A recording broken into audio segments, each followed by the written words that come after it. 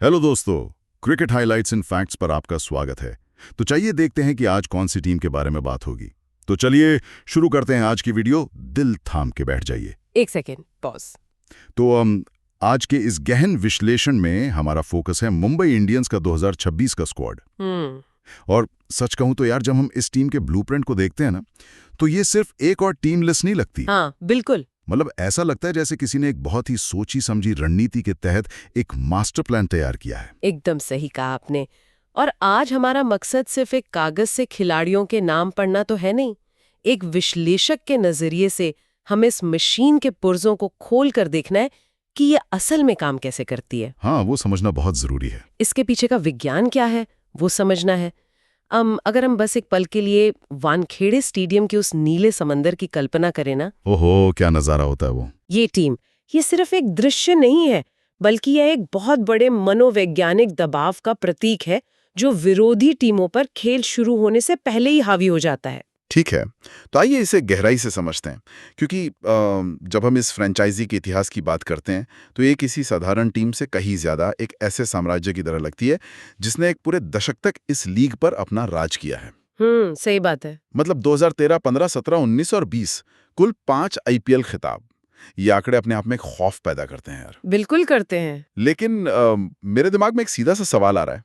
2013 से 20 के बीच इतनी सफलता देखने के बाद अब 2026 में कप्तान के तौर पर हार्दिक पांड्या और कोच के रूप में महिला जयवर्धने के कंधों पर कितना दबाव होगा? ये बहुत ही दिलचस्प सवाल है। मतलब क्या ये भारी विरासत इस नई टीम के लिए एक ताकत है, या फिर उम्मीदों का एक ऐसा बोझ है जिसके नीचे खिलाड़ी दब सकते हैं? यहाँ सबसे आकर्षक बात यह है ना कि ये 5 खिताब महज जीत के आंकड़े नहीं थे। हाँ। खेल की भाषा में इसे टोटल डोमिनेंस का सिग्नल कहा जाता है। अच्छा, टोटल डोमिनेंस। हाँ, एक शिक्षक की तरह अगर मैं इसे बोर्ड पर समझाऊं तो मुंबई इंडियंस ने सिर्फ मैच नहीं जीते हैं, उन्होंने एक पूरा सिस्टम बनाया है।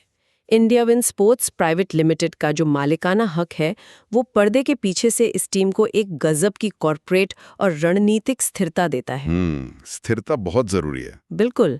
उनका स्काउटिंग नेटवर्क इतना मजबूत है कि वो भविष्य के सितारे बहुत पहले ही खोज लेते हैं। मतलब आप कह रहे हैं कि वो सिर्फ बने बनाए सितारों को नहीं खरीदते, बल्कि वो उन्हें बनाते भी हैं। एकदम सही। ये वो नींव है जिस पर इमारत खड़ी होती है। और फिर बात आती है महिला जयवर्धने के शार्प क्रिकेटिंग माइंड की। महिला खेल को ना चेस की तरह देखते हैं, मैचअप्स, एंगल्स और डेटा। हाँ, उनका दिमाग तो कंप्यूटर की तरह चलता है। और वहीं दूसरी तरफ कप्तान हार्दिक पांड्या का रवैया पूरी तरह से निडर और आक्रामक है। तो जब महिला की ठंडी रणनीति और हार्दिक की मैदान पर वो स्ट्रीट स्मार्ट आक्रामकता मिलती है ना, तो एक परफेक्ट कॉम्बिनेशन बनता है। क्या बात है। हार्दिक खुद उस स्वर्णिम युग का हिस्सा रहे हैं, इसलिए वो इस दबाव को बोझ नहीं मानते। उनके लिए ये ड्रेसिंग रूम की पुरानी संस्कृति को नए खिलाड़ियों तक पहुंचाने का एक जरिया है। ये जो रणनीति और आक्रामकता का कॉम्बिनेशन है ना, ये वाकई टीम की बैटिंग लाइनअप में भी साफ झलकता है। मतलब पुराने दिग्गजों और नए खून का ऐसा संगम जो किसी भी गेंदबाजी आक्रमण को तहस-नहस कर दे। बिल्कुल, वो तो है। रोहित शर्मा और सूर्य कुमार यादव, मतलब ये दो नाम ही काफी है मैच का रुख पलटने के लिए। और इनके साथ एन तिलक वर्मा, शिरफेन रदरफोर्ड और दानिश मालेवार जैसे युवा खिलाड़ी, ये तो आग लगा देंगे यार। रोहित और सूर्या ना इस बैटिंग लाइनअप की धुरी हैं। अगर हम ध्यान दें तो टी20 क्रिकेट अब सिर्फ संभल कर खेलने का गेम नहीं रहा है। हाँ, वो जमाना गया। रोहित पारी की शुरुआत में जिस तरह का रिस्क लेते हैं, वो पावर प्ले में ही विपक्षी टीम को पूरी तरह से बैकफुट पर धकेल देता है। बिल्कुल। और सूर्या तो मैदान के उन हिस्सों में फील्डिंग करने पर मजबूर कर देते हैं जहां कप्तान फील्डर रखना ही नहीं चाहता। उनकी 360 डिग्री बैटिंग स्पिनर्स की लाइन लेंथ बिगाड़ कर रख देती है। हाँ, सूर्या की बैटिंग, फील्डिंग कैप्टन्स के लिए एक दुश्मन है सच में। लेकिन अमर तिलक वर्मा और रदरफोर्ड की बात करें तो ये दोनों मध्य क्रम में एक अलग ही तरह की स्थिरता और पावर हिटिंग लाते हैं।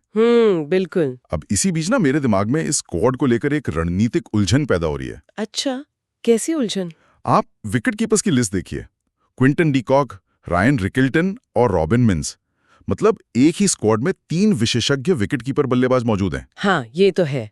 थ्योरी में ये फ्लेक्सिबिलिटी लग सकती है, लेकिन क्या असल में इससे ड्रेसिंग रूम में इनसिक्योरिटी नहीं आएगी?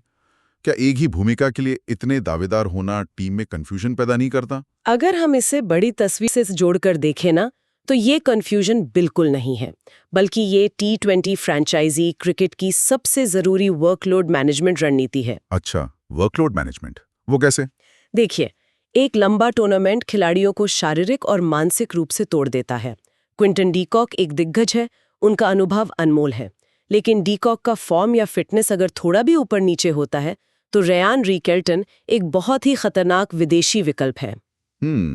रिकेल्टन तेज गेंदबाजी को खेलते भी बहुत शानदार तरीके से हैं। बिल्कुल, और रॉबिन मिन्स वो युवा भारतीय एक्स फैक्टर है।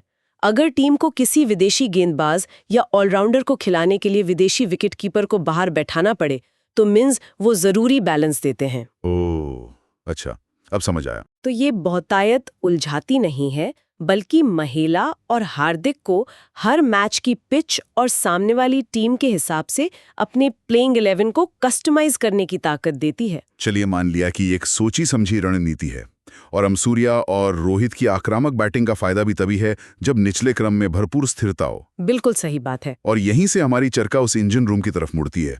सच कहूं तो ये 2026 का स्क्वाड एक क्रिकेट टीम का और एक स्विस आर्मी नाइफ ज्यादा लग रहा है मुझे तो। अरे स्विस आर्मी नाइफ, वो कैसे? जरा इस लिस्ट को देखिए यार, हर मुश्किल के लिए इनके पास एक अलग हथियार है। हार्दिक पांड्या, नमन धीर, मिशेल सैंटनर, राजअंगद बावा, अथर्व अंकोलेकर, मयंक रावत, कॉर्बिन बॉश, और सुनिए लिस्ट अभी खत्म नहीं हुई है, विल जैक्स और शार्दुल ठाकुर भी इसी लिस्ट में हैं। मतलब कुल मिला के 9 ऑलराउंडर्स। हाँ, ये संख्या सच में चौंकाने वाली है। बिल्कुल।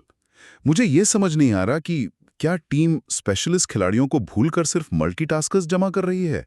क्या हरफनमौला होने के चक्कर में मुख्य भूमिकाओं का वो तीखापन कम नहीं हो जाएगा? ये एक बहुत ही वैलिड पॉइंट है। मतलब कहीं ऐसा तो नहीं कि सब कुछ थोड़ा थोड़ा करने वाले खिलाड़ी किसी एक चीज में मास्टर ही ना हो? इससे एक बहुत ही अहम सवाल उठता है, क्या T20 क्रिकेट अब जनरलिस्ट का गेम बन गया है? वही तो।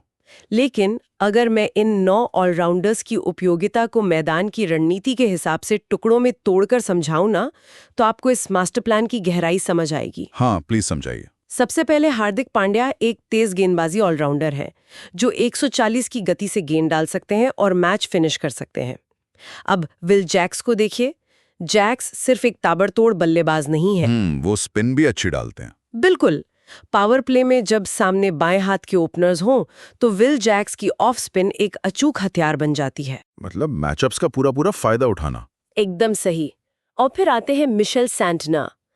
T20 क्रिकेट में बीच के ओवर्स मतलब 7 से 15 जो होते हैं वो सबसे क्रिटिकल होते हैं। हाँ, रन रेट वहीं कंट्रोल होता है। और सैंटनर अपनी सधी हुई लेफ्ट आर्म स्पिन से रन रेट का गला ही घोंट देते हैं। वो बल्लेबाज को पेस ही नहीं देते कि वो बड़ा शॉट खेल सके, और जरूरत पड़ने पर सैंटनर निचले क्रम में आकर बाउंड्रीज भी लगा सकते हैं। और शार्दुल ठाकुर, उन्हें तो हमेशा से पार्टनरशिप ब्रेकर माना जाता है यार। शार्दुल की गोल्डन आर्म की तो बात ही अलग है। वो ऐसी परिस्थितियों में विकेट निकालते हैं जब साझेदारी टूटती हुई नजर ही नहीं आती। उनकी क्रॉस सीम गेंदें विकेट से चिपक कर आती हैं। हाँ, वो तो है। और बैटिंग में भी शार्दुल वो खिलाड़ी हैं जो 8वें या 9वें नंबर पर आकर 10 गेंदों में 25 रन बनाकर मैच का पासा पूरी तरह से पलट सकते हैं। ये तो हम कई बार देख चुके हैं। इसके अलावा नमन धीर और राजअंगद बावा जैसे युवा खिलाड़ी डोमेस्टिक सर्किट में खुद को साबित कर चुके हैं। ये 9 खिलाड़ियों की गहराई हार्दिक को ये आज़ादी देती है कि अगर किसी दिन एक मुख्य गेंदबाज की जम के पिटाई हो रही हो ना, तो कप्तान को घबराने की जरूरत नहीं है। मतलब ऑप्शंस की कमी नहीं है। बिल्कुल, उसके पास ओवर पूरे करने के लिए अनगिनत विकल्प मौजूद हैं। तो ये 9 ऑलराउंडर्स टीम को कमजोर नहीं करते, बल्कि ये शॉक एब्जॉर्बर का काम करते हैं। अच्छा, तो इसका मतलब है कि टीम किसी एक या 2 खिलाड़ियों के प्रदर्शन पर निर्भर बिल्कुल नहीं है। अगर कोई फेल होता है तो दूसरा उसकी जगह कवर कर लेगा। एकदम सही समझे आप। लेकिन हम बल्लेबाजों ने रन बना दिए, ऑलराउंडर्स ने टीम को शॉक एब्जॉर्बर दे दिया, फिर भी यार हम जानते हैं कि जब मैच फंसता है ना, जब आखिरी के कुछ ओवर्स में जीत और हार के बीच सिर्फ एक यॉर्कर या एक बाउंसर का फासला होता है, तो मैच शुद्ध गेंदबाजी जिताते हैं। हाँ, इसमें कोई शक नहीं है। तो चलिए अब आते हैं इस स्क्वाड के सबसे खौफनाक हिस्से पर, गेंदबाजी का तूफान, पेस और स्पिन का वो गणित जो बड़े बड़े बल्लेबाजों के पसीने छुड़ा सकता है। बिल्कुल। ट्रेंट बोल्ट, मयंक मार्कंडे, दीपक चाहर, अश्विनी कुमार, रघु शर्मा, मोहम्मद इजहार अल्लाह, गजनफर और जसप्रीत बुमराह। सच कहो तो यार, जब मैं जसप्रीत बुमराह और ट्रेंट बोल्ट के नामों को एक ही स्क्वाड में एक साथ पढ़ता हूं ना, तो रोमांच से रोंगटे खड़े हो जाते हैं। ये किसी भी विरोधी टीम के टॉप ऑर्डर के लिए सच में एक खौफनाक सपना है। मतलब इन दोनों की तेज गेंदबाजी एक ही टीम में, सोचिए जरा। आइए जरा क्रिकेट की तकनीकी भाषा में समझते हैं कि ये जोड़ी इतनी घातक क्यों है। मान लीजिए वानखेड़े की लाल मिट्टी वाली पिच है, जहां गेंद टप्पा खाकर तेजी से बल्ले पर आती है। और शाम ढल चुकी है, फ्लड लाइट्स ऑन है। बिल्कुल। और एक छोर से ट्रेंट बोल्ट गेंदबाजी करने आ रहे हैं। और बोल्ट का वो लेफ्ट आर्म एंगल, उफ। जब Trent Boult over the wicket गेंद डालते हैं ना, तो राइट हैंडेड बल्लेबाज के लिए गेंद का वो एंगल ऐसा होता है जो पहले लेग मिडल स्टंप की लाइन पर आता है और फिर हवा में लहराते हुए बाहर की तरफ या सीधे पैड्स की तरफ स्विंग होता है। हाँ, वो अंदर आती हुई गेंद। ये बल्लेबाज के दिमाग में एक ब्लाइंड स्पॉट क्रिएट करता है। बल्लेबाज को समझ नहीं आता कि गेंद छोड़नी है या खेलनी है, और अक्सर वो LBW या स्लिप में कैच आउट हो जाता है। और अगर बल्लेबाज किसी तरह किस्मत से बोल्ट का वो पहला ओवर निकाल भी लेना, तो दूसरे छोर से जसप्रीत बुमराह आ जाते हैं।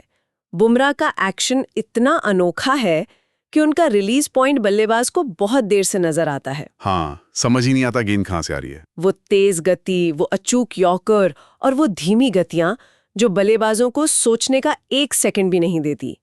बोल्ट बल्लेबाज को आगे खिलाकर स्विंग से आउट करते हैं और बुमराह अपनी गति और यॉर्कर से स्टंप्स उगाड़ देते हैं। अरे वाह, क्या पिक्चर बनाई आपने। ये सिर्फ 2 तेज गेंदबाजों का साथ आना नहीं है, ये क्रिकेट के मैदान पर कोण और सटीकता का सबसे खतरनाक गणित है। और इस पूरी रणनीति में हम दीपक चाहर को कैसे भूल सकते हैं? बिल्कुल नहीं भूल सकते। पावर प्ले में चाहर की गेंद जिस तरह से स्विंग होती है ना, वो शुरुआती विकेट्स की पक्की गारंटी लगती है। उसकी सीम प्रेजेंटेशन शायद दुनिया में बेहतरीनों में से एक है। दीपक चाहर की मौजूदगी दरअसल बोल्ट और बुमराह का काम और भी आसान कर देती है। चाहर को अगर पावर प्ले में 3 ओवर दे दिए जाएं, तो बुमराह को डेथ ओवर्स के लिए पूरी तरह से बचाकर रखा जा सकता है। ये बहुत ही जबरदस्त रणनीति है। तेज गेंदबाजी तो ठीक है, लेकिन स्पिन डिपार्टमेंट भी काफी दिलचस्प लग रहा है। मयंक मार्कंडे की लेग स्पिन और वो नया नाम अल्लाह गजनफर। जी हाँ, अल्लाह गजनफर। T20 क्रिकेट में मिस्ट्री स्पिन हमेशा से एक ट्रम्प कार्ड रहा है।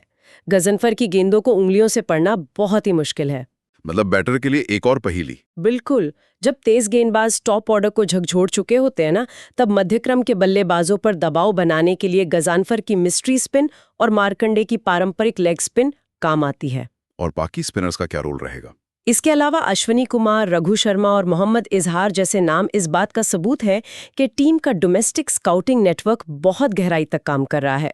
ये वो छुपे हुए हीरे हैं जो अचानक से किसी अहम मैच में अपनी छाप छोड़ सकते हैं। वाकई यार, ये एक पूरा जाल है जिसे बचकर निकलना लगभग नामुमकिन सा लगता है। बिल्कुल सही कहा। अगर हम आज की इस पूरी चर्चा को समेटें, तो ये बात बिल्कुल आईने की तरह साफ हो जाती है कि 2026 का ये मुंबई इंडियंस स्क्वाड सिर्फ कुछ बड़े नामों को ड्राफ्ट में से चुन लेना नहीं है। एकदम। ये रोहित और सूर्या की आक्रामकता, 9 ऑलराउंडर्स की उस स्विस आर्मी नाइफ जैसी उपयोगिता और बुमराह तथा बोल्ट की घातक तेज गेंदबाजी का एक बेहद बारीकी से बुना गया मास्टर प्लान। और ये मैनेजमेंट और कप्तानी का वो शानदार तालमेल है जो किसी भी स्थिति से मैच को अपनी तरफ खींच सकता है। बिल्कुल, मतलब ये सिर्फ एक स्क्वाड की लिस्ट नहीं थी, ये क्रिकेट के मैदान पर रचे जाने वाले एक नए अध्याय की रूपरेखा है। बहुत सही कहा आपने।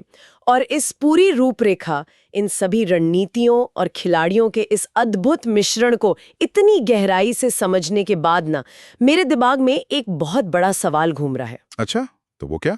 इस 2026 के स्क्वाड को देखकर, खासकर उन 9 ऑलराउंडर्स की भारी मौजूदगी और हर खिलाड़ी के पास मौजूद एक से ज्यादा स्किल्स को देखकर, क्या भविष्य का T20 क्रिकेट पूरी तरह से ऐसे टोटल क्रिकेटर्स का खेल बनने जा रहा है? टोटल क्रिकेटर्स मतलब? जी, मेरा मतलब है जहां मैदान पर उतरने वाले 11 के 11 खिलाड़ी बल्लेबाजी और गेंदबाजी दोनों में समान रूप से माहिर हों।